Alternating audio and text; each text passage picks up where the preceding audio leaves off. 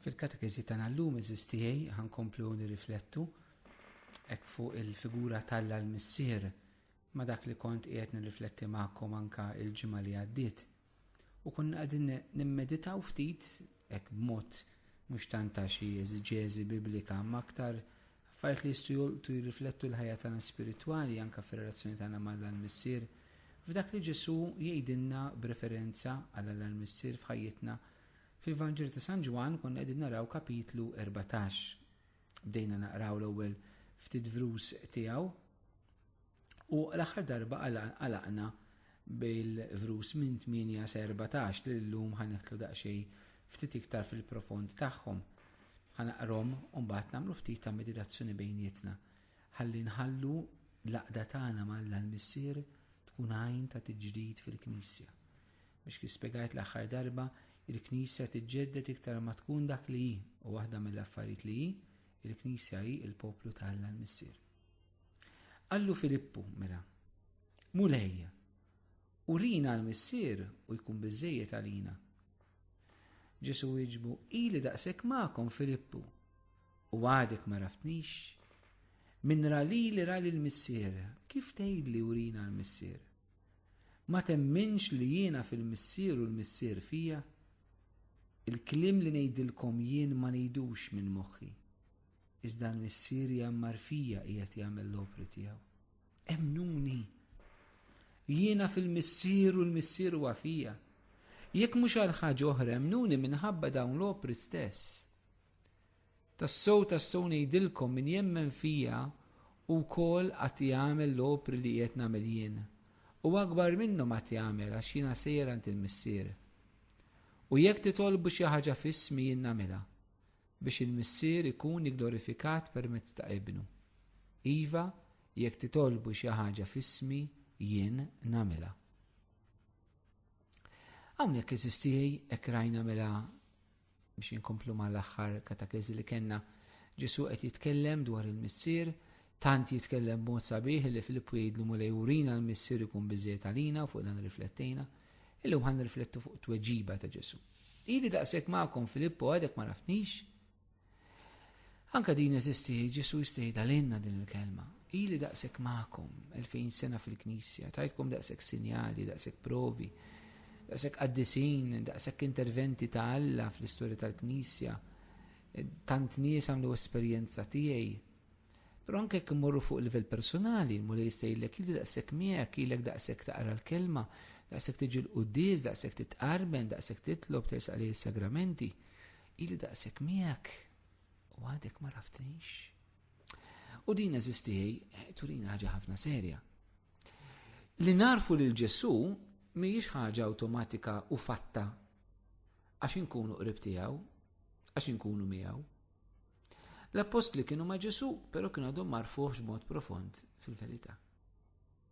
U aħna wkoll jista' jkollna din is-sitwazzjoni, aħna irridu nistaqsu jekk aħna ħniex komdi kif aħna fl-għarfien ta' Ġesu. Jekk aħna nix immorru l-Knisja ma' Ġesu għadna ma nafuhx. Ħanibqgħu hekk? Jew hemm xi ħaġa iktar li aħna nistgħu nagħmlu. Hemm xi ħaġa iktar li aħna nistgħu nitolbu. Hemm xi ħaġa iktar nistgħu nħallu l-Alla jagħmel ġewwa fina biex aħna nsiru nafu il-Ġesu fil-verità. Mhux tant li nkunu nafu dwaru, ma nkunu nafu lilu. Hemm differenza kbira sistijaj. Din id-differenza fil-ħajja tagħna jagħmilha biss l-Ispirtu Santu.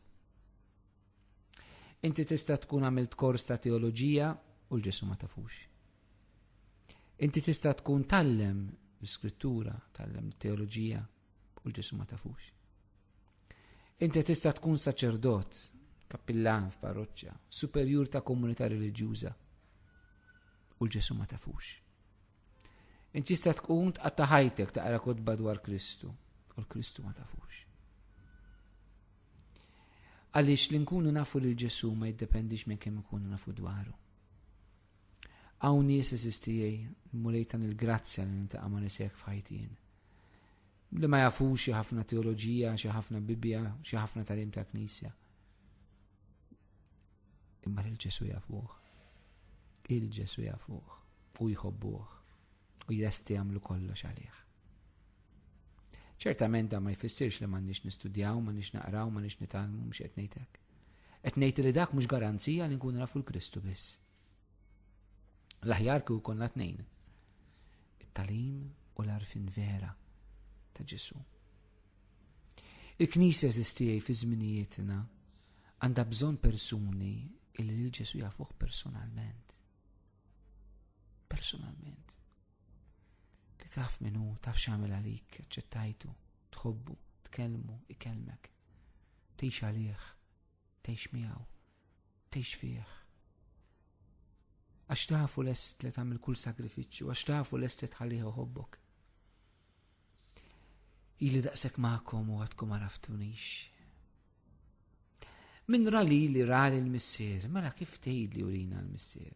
Ġesu qed jenfasizza ħin kollu f'dan il-mument eżistira ni anke l-aħħar darba illi it-triq għand il-missier huwa Ġesu.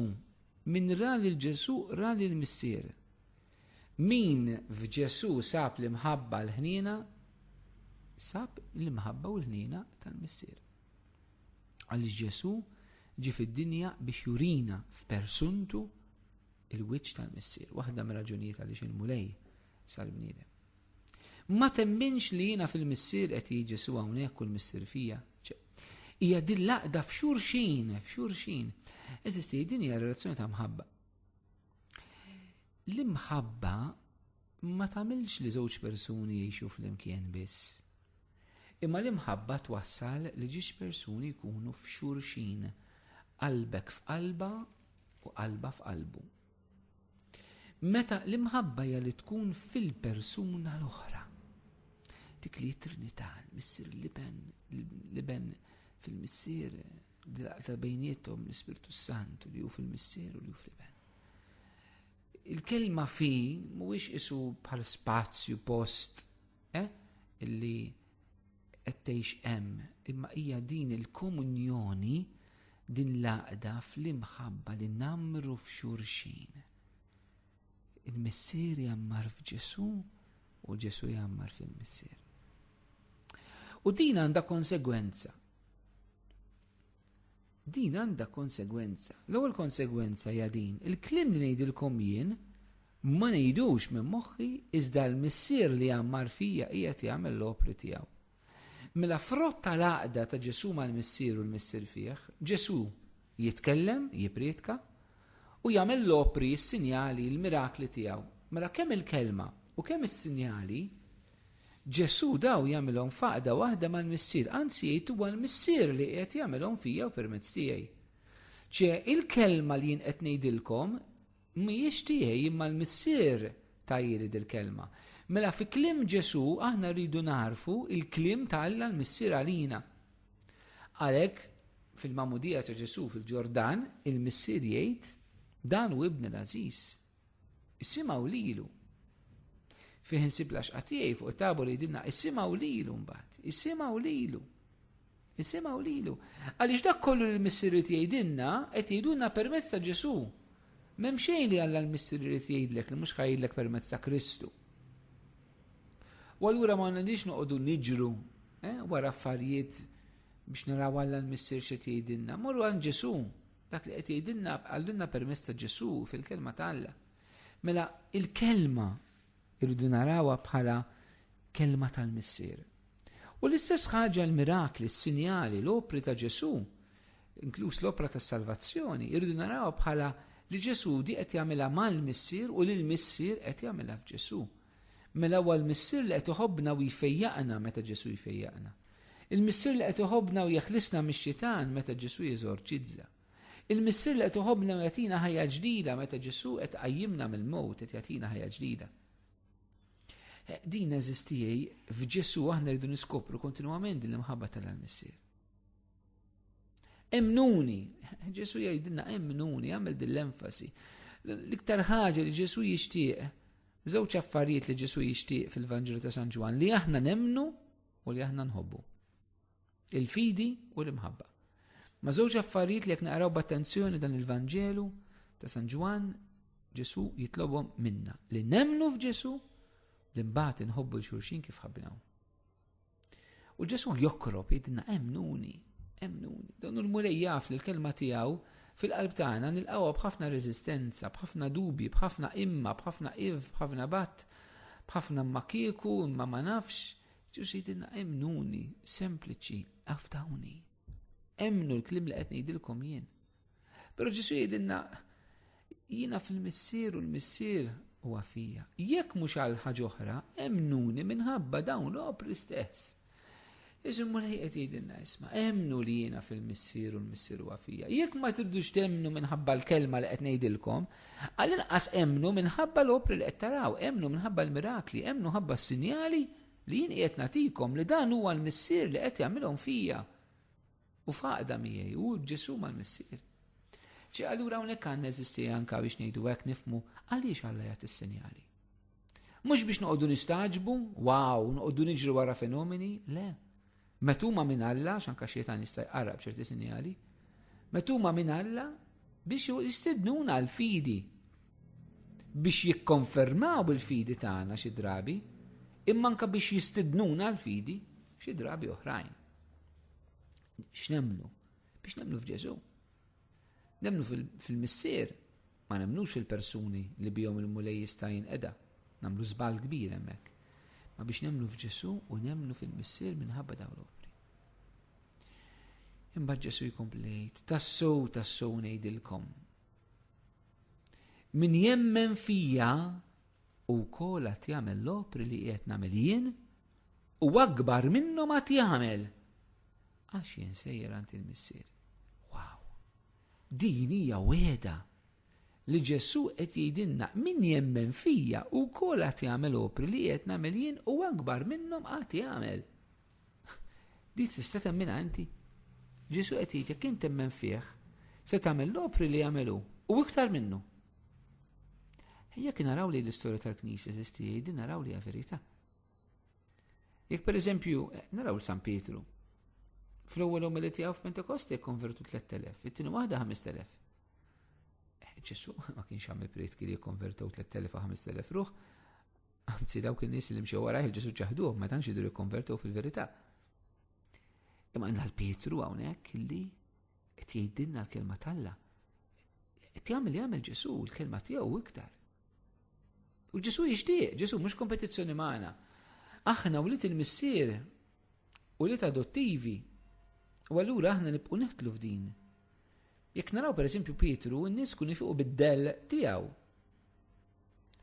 Ma nsibux li Ġesu fil-Vanġelu n-nies kunu jfiqu bid-dell tiegħu, kienu jfiqu jekk imissu mal-libsa tiegħu, jekk imissu miegħu, però kien ma nsibu fil-Vanġelu li n-nies kienu jfiqu bid-dell ta' Ġesu, però l-atti tal-Apostli jgħidilna li n-nies kienu jfiqu bid-dell ta' Pietru.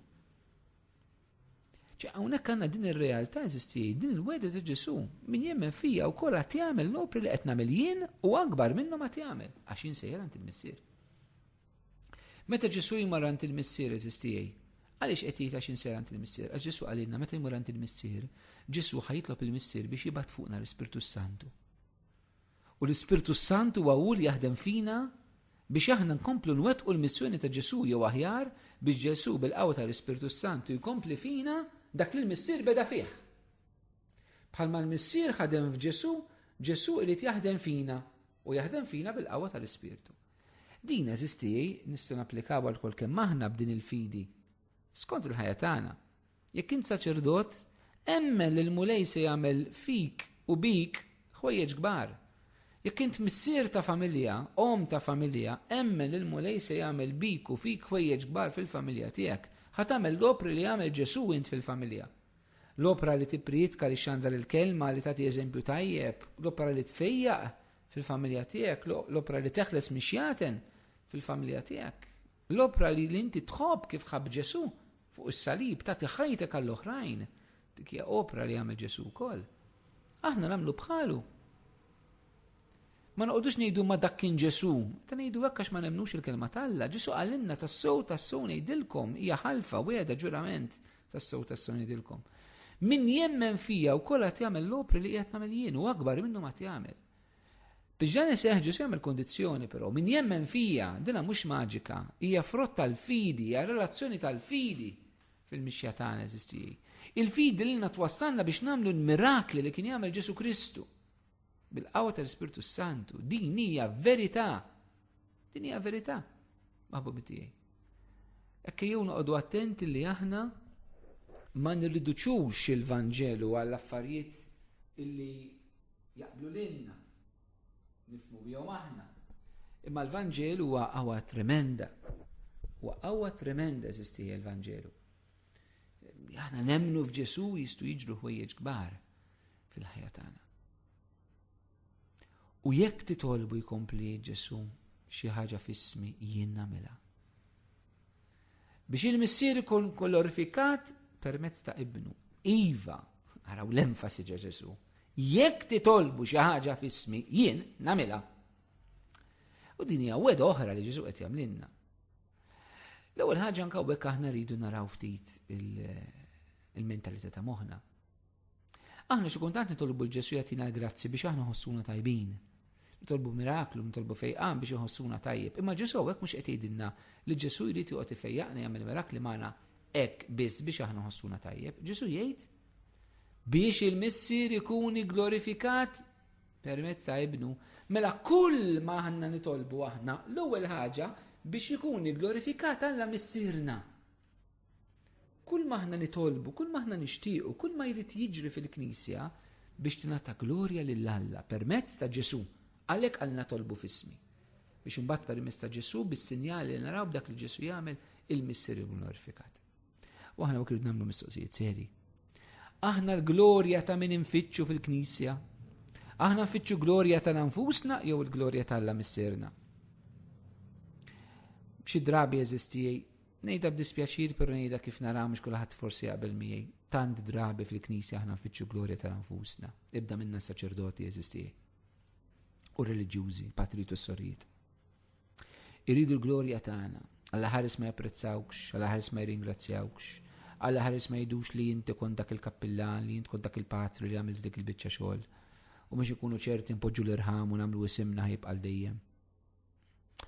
Infittxu l-glorja tagħna, il-proġetti tagħna, iduru magħna. Namlu l-festi biex niglorifikaw lil nfusna fl-opri tagħna ta' jdejna, mhux vera biex niglorifikaw l-Alla xi drabi. Ma nġudika l-ħadd ma kulħadd jarb il-kuxjenza tiegħu qalbu kif jgħid San Pawl. Il-min qed nigglorifikaw lilna nfusna biex nidru aħna kemm aħna kapaċi, ninqdow bil-Knisja biex nuru l-kapaċitajiet tagħna, jew biex fil-verità nagħtu glorja lill-Alla, biex Alla jkun magħruf, biex ikun maħbub, biex ikun meqjum, biex ikun onorat minn uliedu. Jekk il-motivazzjonijiet tagħna f'dak li nagħmlu fil-Knisja mhumiex biex Alla l-missier ikun magħruf, maħbub, moqdi fl-imħabba, allura eżisti qegħdin f'ingann. Ingann. Li wħud minna komdi f'dan l-ingann. Għaliex aħna mill-Knisja għamilna niċċa żgħira biex noqogħdu nesebixxu lilna nfusna. Kemm aħna kapaċi, kemm aħna tajbin. Min mod u min ieħor. Min mod u min ieħor. Xi drabi salet all about us and not about God anymore. Huwa dwarna u mhix dwar Alla. U hawnhekk għandna bżonn nikkonvertu radikalment mill-qiegħnet fil-Knisja eżisti. Mu speċjali aħna s-saċerdoti reliġjużi. Meta l-vana glorja taħkem il-qalb tagħna, tidħol f'kollox, fil-predikazzjoni, fl-amministrazzjoni tas-sagramenti, fit-tmexxija tal-parroċċja, fid-deċiżjonijiet, meta kollox idur madwarna eżisti irridu nikkonvertu bil-kbira għax maħniex nagħtu glorja l-Alla. U dak li ma jagħtix glorja l-Alla huwa Satana. Huwa mod fin kif ix-xitan jidħol fil-Knisja, fil-qalb tiegħek, fil-qalb tiegħi. Meta aħna eżisti nċedu għal vana glorja f'ħajjitna. Ġesu jgħidilna kull ma titolbu biex il-missier ikun glorifikat. Ejjew aħna l-kol kemm aħna jkollna din il-ħaġa. Ħanida b'mod sempliċi, jekk inti titlob il-mulej biex ifejqek, għaliex tridu jfejqek? In-nisrani vera l-ewwel ma jitlob il-mulej biex ifejqu biex Ġesu jkun magħruf u maħbub fil-miraklu fil-fejqan li jkun għamel. Permezz ta' dik il-ħaġa. Okej, u mbagħad għalik ukoll biex tfiq biex tkun tajjeb biex tkompli, iva, għal-mulej jriddak ukoll. Ma l-ewwel ħaġa kif kien jgħidu l-qaddisin, kull ma nagħmlu l-ewwel għall-glorja tal-Alla huwa s-salvazzjoni tal-irwieħ. Eżisti ejjew nfittxu nkunu hekk, ħanoġbu l-mulej mill-qalb. U Ġesu jgħid li nitolbu f'ismu, jekk nitolbu f'ismu u jagħmilha, għalilna ċar, jagħmilha u għedna. Xi ġifieri titlob f'ismu? Ġifieri tagħmel talba u fl-aħħar tgħid bibnek Ġesu Kristu Sidna, tagħmel talba u tgħid Missier nitolbok dan f'isem Ġesu. Ċertament mhuwiex dak li qed jgħid Ġesu, mhuwiex li tgħidha li titlob f'isem Ġesu l-isem fil-mentalità tal-Bibja hija l-persuna ta' Ġesu. Mela titlob f'isem Ġesu huwa li titlob faqda waħda ma' Ġesu, li titlob fil-persuna ta' Ġesu u Ġesu jitlob biss dak li l-missier irid, ir-rieda tal-missier. Mela eżisti jekk iridu mument meta aħna nitolbu f'isem Ġesu huwa fil-missierna. Meta ngħidu missierna, palma hu l-missier ta' Ġesu li inti f'isma wiet jitqaddes ismek, tiġi saltnatek ikulli trid inti. Il-missierna kollha hija f'isem Ġesu li aħna nitolbuha. Biex il-missier glorifikat. U xi glorifikar iktar il-missier meta aħna nitolbu ħatkun magħmula rida tiegħek. Ħatkun magħmula ir-rida tiegħek. Aħna f'isem Ġesu rridu nitolbu mill-qalb li seħħ rida talla fil-ħajja ta' kull wieħed waħda minna. Għax hemmhekk meta seħħ rida talla in-nies jistgħu jarfu lil Alla. Fil-verità. Jalla eżistijaj aħna nħobbu l-missier bl-istess mod illi ħabbu Ġesu. Li nħobbu l-missier bil-qawwa tal-Ispirtu Santu, li nħallu l-Ġesu fit-tqarbin joħodna ant il-missier, li narfu li aħna uliet maħbuba, li anke missierek ta' dillart ma kienx missier perfett, aħna għandna missierna li hu fis-sema, li jħobbna. U aħna nixtiequ li nħallu l-Ġesu idaħħalna f'relazzjoni mal-la missierna. Jalla eżistijaj namlu din l-esperjenza ħalli nħallu l-missier ifejjaqna, il-missier jigwidana, il-missier imexxina, il-missier ikompli jħobbna permezz ta' Ġesu u bil-qawwa ta' dak li Ġesu jagħmel fina, bil-mirakli tiegħu, bil-fejqan tiegħu, bit-talim tiegħu, bil-ħelsien li Ġesu irid jagħti l-kull wieħed waħda minna ixini iċ-ċirkostanza tagħna. Jekk għaddej minn żmien ibes, jekk qedbati, jekk għaddej minn separazzjoni, jekk għaddej minn divorzju, jekk għaddej minn mart, Ġesu irid ilaqqek mal-missier li jħobbok f'dawn iċ-ċirkostanzi kollha.